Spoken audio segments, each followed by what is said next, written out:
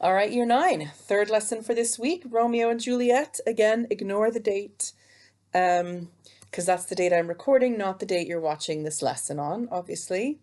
Okay, so here we have this famous photo, or picture rather, sketch in front of us. What is this picture illustrating for your do now, and what did Romeo and Juliet say to each other?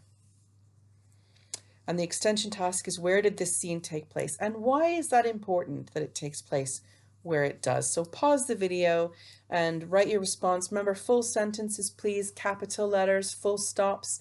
You know that if you were in class, your teachers would be reminding you constantly for that. So don't let it slip over lockdown, okay? So capital letters and full stops. Pause the video and write your response to question 1 and question 2.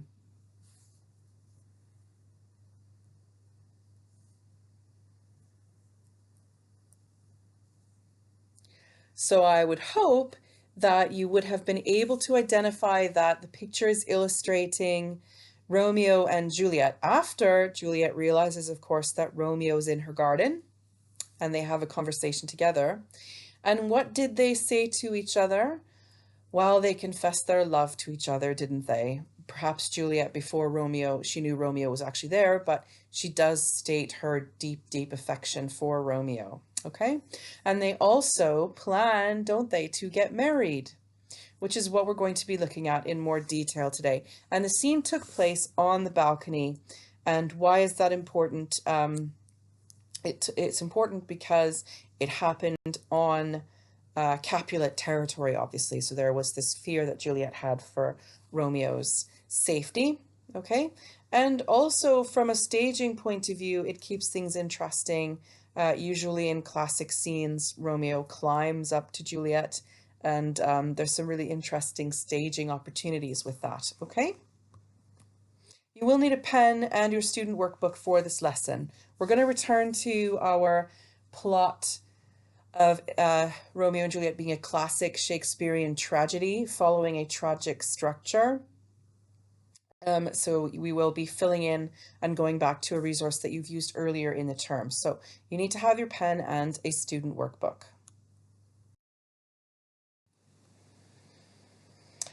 Okay, so what did they say to each other? Well, they promised marriage. So Juliet says, if that thy bent of love be honorable, thy purpose marriage, send me work tomorrow. Because of course, if he's in her garden and under her balcony at night, it could have been dishonorable intentions. Of course it's not, because Romeo and Juliet is about love, not lust per se. Well, some would say. But basically she's saying, if you are honorable in your intention for me, if you're true in your intentions, then send me word tomorrow. And Romeo then says, hence I will go to my ghostly sire's close cell, his help to crave and my dear hap to tell. So he's going to ask the friar if he's able to or willing to marry the two of them. Because of course, because they're from warring families, this could be a problem for them. So Romeo and Juliet have declared their love for one another. They are utterly captivated by each other and have agreed to get married. Romeo says that he's going to visit a friar in Verona. He's going to Friar Lawrence. A friar is a religious man, usually the leader of a church. Like Prince Escalus, Friar Lawrence is not a member of the Montagues or Capulets. He is neutral and would want to see peace in the city. Likewise, the chapel would be a sacred and holy place in the city. Nobody would fight, curse, or show disrespect inside. To show respect for the friar, the chapel, and the religious significance of the chapel, any feuds or disagreements would be put on hold inside the chapel. And there's one, I believe the 1968 version of Friar Lawrence down in the photo. The two lovers have agreed to get married. Romeo has arranged the secret wedding with Friar Lawrence. Even though Friar Lawrence knows that Romeo and Juliet are from feuding families, he agrees to marry them. This is what he says when Romeo visits him. In one respect I'll thy assistant be, for this alliance may so happy prove to turn your household's rancour to pure love. And it says there that rancor means hatred. So listen to this line again. In one respect, I'll thy assistant be. So he's basically saying there's one reason that I will marry you, that I will help you. For this alliance may so happy prove to turn your household's rancor to pure love. So Friar Lawrence here is being a bit cunning. He thinks that this relationship between Romeo and Juliet may be the key to undoing the long-standing feud between the Montagues and the Capulets. So that's why the friar gets involved and agrees to marry them. Whether or not you think that's a good idea might be, I mean, particularly because the marriage is going to take place in secret, you can decide whether or not you think that's a good idea. But nevertheless, he does have good intentions here, where he believes that this love between the two children will make the families love each other and get over their rancor or hatred. So think about the answer to this question. Why does Friar Lawrence agree to marry Romeo and Juliet? So you may want to pause the video at this point and write a sentence that would encapsulate your answer, because there isn't, or you could discuss it with your family. Why does Friar Lawrence agree to marry Romeo and Juliet? Okay, so pause the video and write your answer, or discuss it with someone close to you.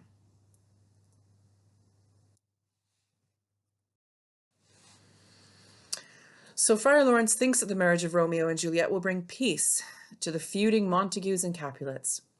Let's read the scene where the two lovers are married.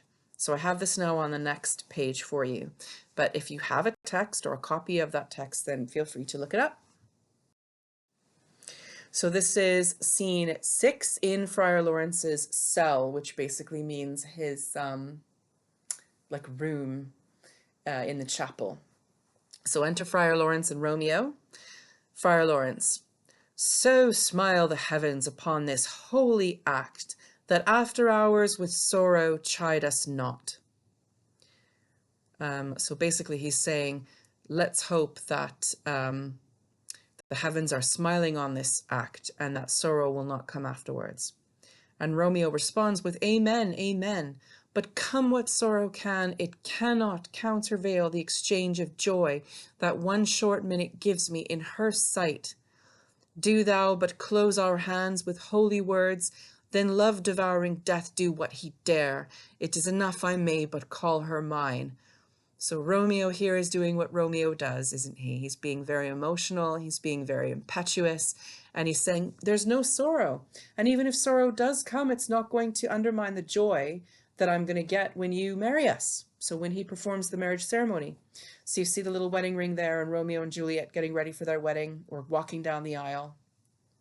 And he's saying, love devouring death do what he dare. And one wonders, there are many points in this play where Romeo, what we say, tempts fate, where he says, nothing can destroy my love for Juliet.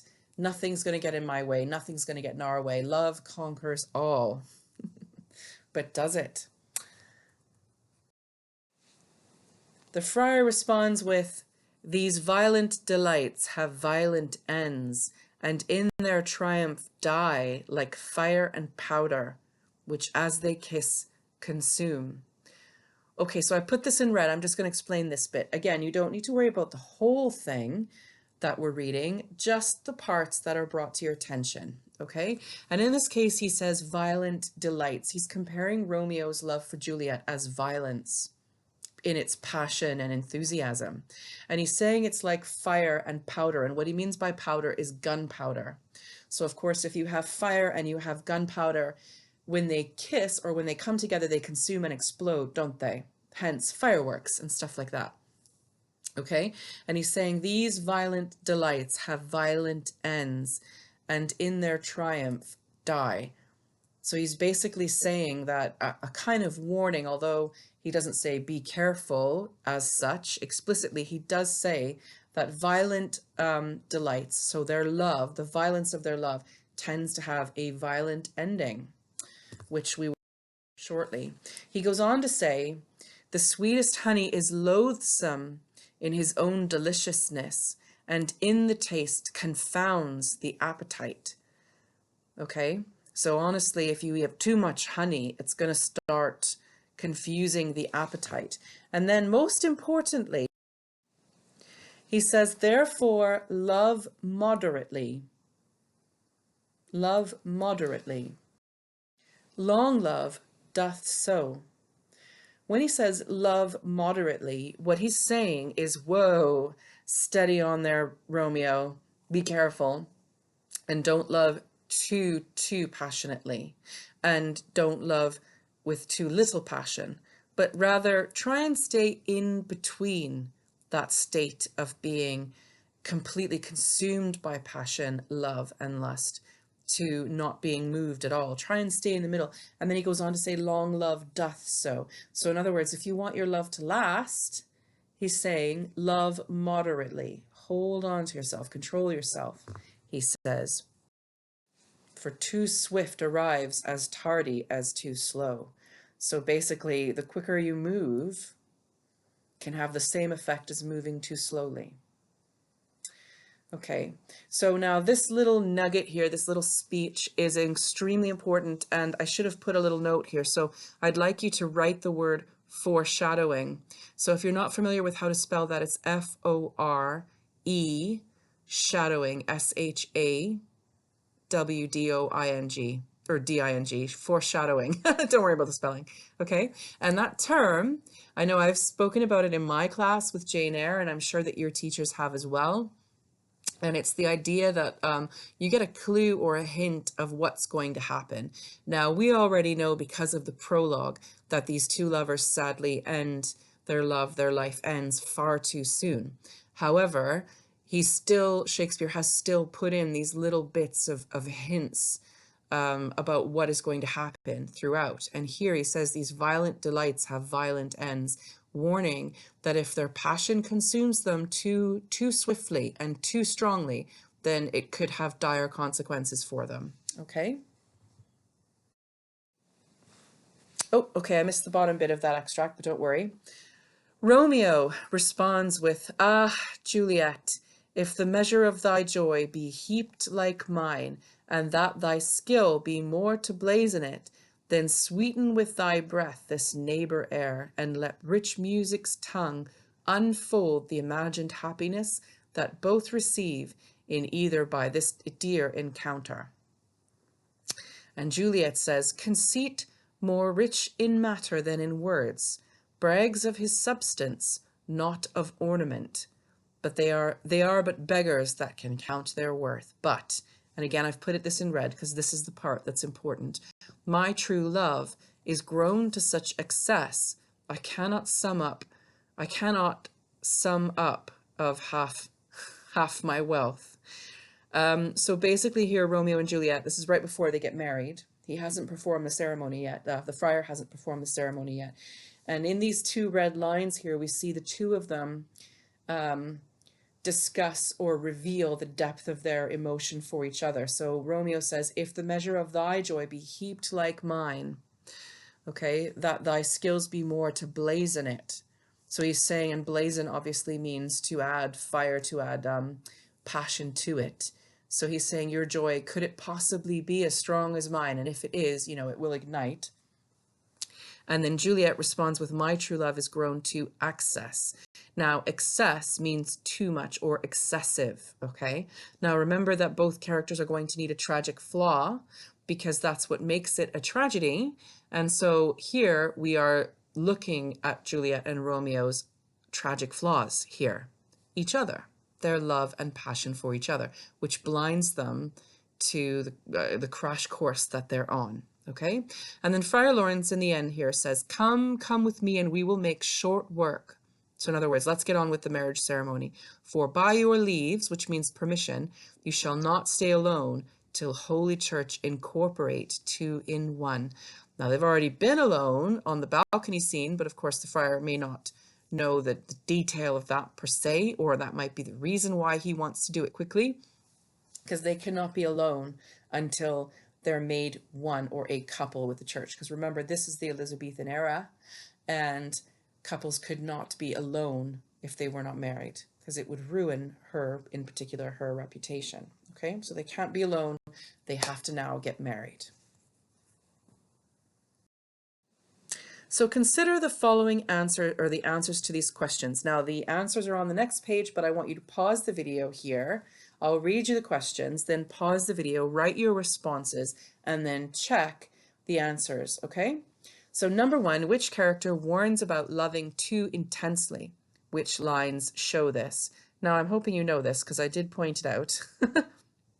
Number 2, which character wants to describe their love in a poetic and ornate way? Which lines show this? And which character says that words cannot describe their love? Which lines show this? Okay, so have a look back through those last slides if you need to, or see if you're able to answer without looking back.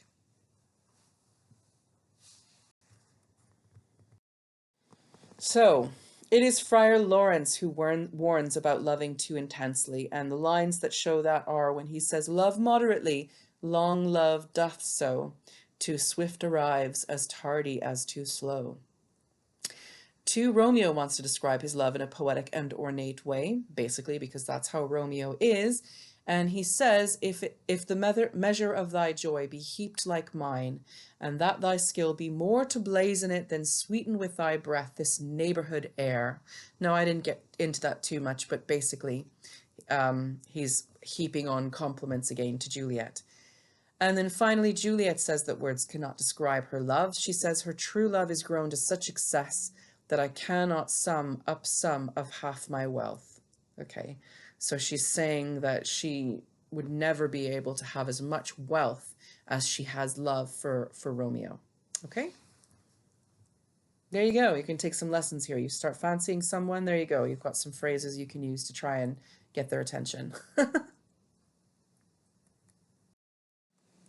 Okay, so the friar says, come with me, and we will make short work, for by your leaves you shall not stay alone till Holy Church incorporate two in one.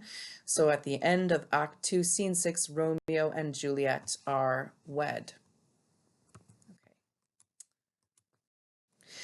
Okay, so Friar Lawrence warns about loving too intensely. He says, love moderately, long love doth so, too swift arrives, as tardy as too slow. With these words, Friar Lawrence then identifies what makes Romeo and Juliet exceptional. This also hints at what will cause Romeo and Juliet's tragic end. Okay? Think about the answers to these questions. What makes Romeo and Juliet exceptional? Why are they special? And what will cause their tragic end? So have a go at answering those questions. Pause the video here and write your response. Again, use capital letters and full stops.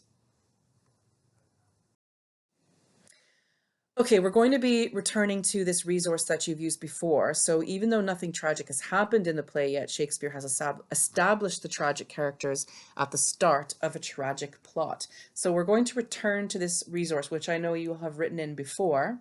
And this would be a really good one after today to take a photo of and send to your teacher. Just put it on Show My Homework or something to show them what you've been up to, okay? Moving right along, you need a pen. I think I mentioned that at the beginning, but you need a pen.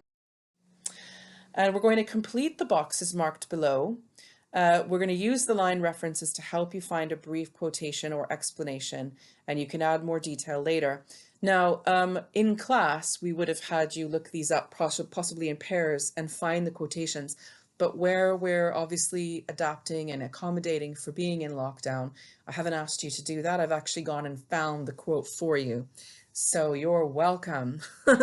Okay, so on the next page, it's going to tell you just the top part. We'll just deal with the top part. What makes these characters tragic heroes? Okay, so we'll just deal with the top first. Okay, so here's your sheet. Now, what you want to do is we're going to work in this second bar here where the red line is, all right? And the question is, or the statement is that makes these characters tragic heroes, or is that they try to do things. They don't just let things happen to them. So now I'm going to ask you, well, what do they do? Okay? And I found some quotations here that hopefully will help. So where the arrow is pointing, okay, is pointing to from the box where you're supposed to write. Okay, it doesn't really matter. You can write an arrow or use an arrow, or you can write it right in the box. And basically he's saying save what thou must, combine by holy marriage. Okay, so you can either write the quote or what the quote means, which is he actively goes to encourage the friar to help him get married. And Juliet says to Romeo, send me word tomorrow by one that I'll procure to come to thee. Okay. Now when she says by one that I'll procure to come to thee, she means someone. So she's going to send someone to Romeo. And in fact, that ends up being quite an interesting scene later on in the play. Anyway, so she sends her nurse to go and speak to Romeo. Okay, so but both of them take action. They're not going to sit around and wait for things to happen to them, which is quite heroic. It's just sad that it ends up being a tragic, heroic thing to do. Okay, so now they're exceptional. There is something that makes them special. Well, we know what makes them special, and it is their love for each other. So Romeo says, it is my lady, it is my love. He reveals that he loves her, okay? But sadly, the friar tells him, or perhaps not sadly at this stage, but tellingly, the friar says, love moderately, okay? In other words, their passion will consume them, okay? And Juliet also reveals the depth of her love to Romeo. She says, I am too fond, okay?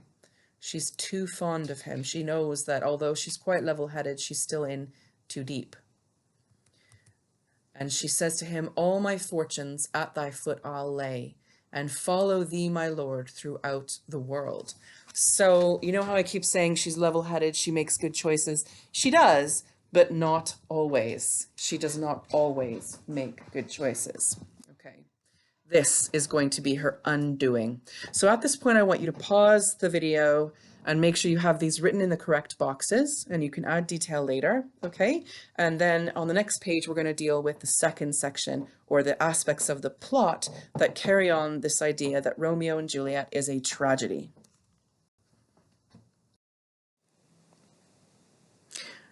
Okay, so now this is the box you want to deal with under tragic plot. So the third one down, Romeo and Juliet fall in love, okay? So again, he says, it is my lady, oh, it is my love.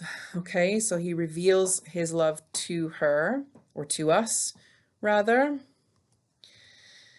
She says, O Romeo, Romeo, wherefore art thou Romeo? So why are you a Romeo? Deny thy father and refuse thy name, or if thou wilt not, be but sworn, my love, and I'll no longer be a Capulet, which shows that she is from fighting, or they are rather from fighting families. So this belongs in obstacle A, okay? And then finally the crisis, which you may think is the kind of pinnacle of the action, or where the fighting is actually, it's where both characters get what they want. And that's when the friar says, come with me and we will make short work. For by your leaves you shall not stay alone until Holy Church incorporate two in one. So that's the key quotation for that box for now. So again, pause the video here. Again, in class, this would have been, you know, something you could have independently done and found. But I tried to figure out a way for you to do it with a PDF text, and it just got extremely complicated.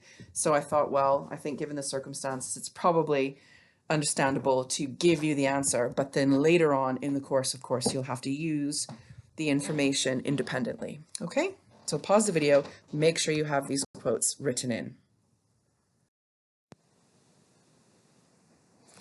And so year 9, we've reached the end, right? So let's review here. The friar says, in one respect I'll thy assistant be, for this alliance may so happy prove to turn your household's rancor to pure love.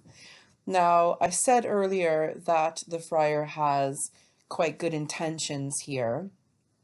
Okay, so we can confidently say that he is thinking that the love between these two young people will go very far to solving the rancor or hatred between these two families.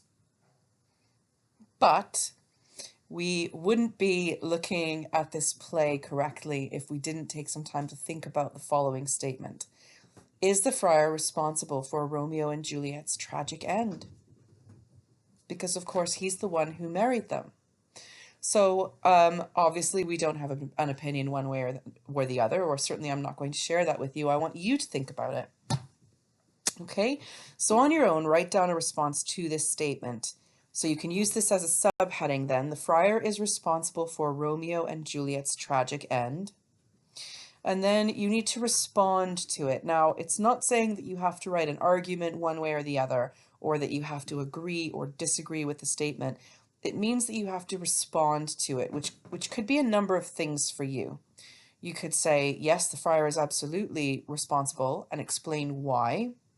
You could say that, well, of course he's not responsible. These young people are making their own choices, and explain a little bit more about that.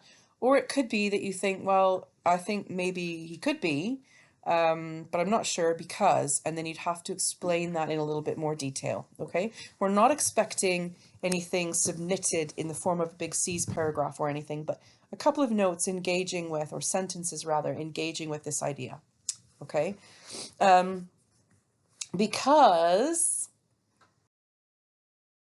it's quiz time. Yay! So complete the quiz set for you on Show My Homework. Good luck, and may the odds be ever in your favor, Year 9. It's been a slice, and enjoy your time with Miss Henderson next week. Bye-bye.